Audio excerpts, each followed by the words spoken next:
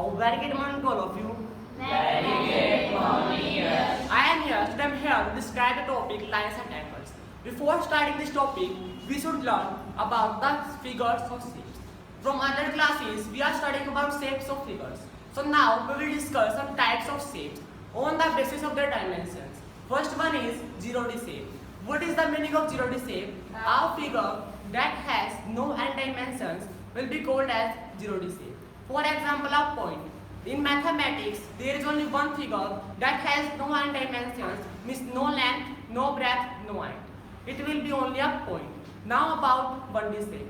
A shape or a figure which has only one dimensions will be called as a 1D shape. Today we are learning about the lines. It will be called as a 1D shape. Now about 2D shape means two dimensions figures or shape.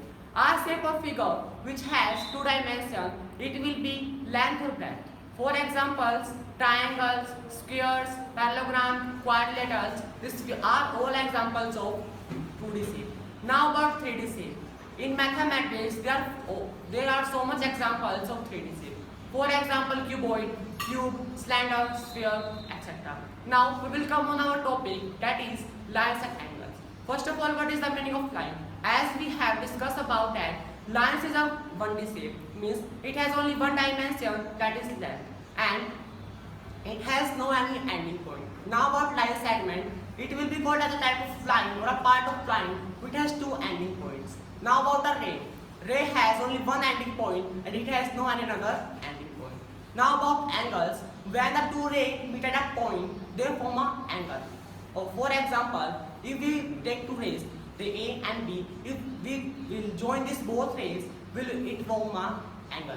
Now types of angles, there are so many types of angle. First one is acute angle. When the measure of angle is more than 0 degree but less than 90 degree, it will be called as an acute angle. Now right angles. If the measure of the angle will be 90 degree, it will be called as a right angle. Now about obtuse angle. When the measure of angles is more than 90 degree but less than 180 degree, it will be called as an obtuse angle. Now about straight angle. When the measure of angle is completely 180 degree, it will be called as straight angle. Now about reflex angle. When the measure of an angle is more than 180 degree but less than 360 degree, it will be called as reflex angle.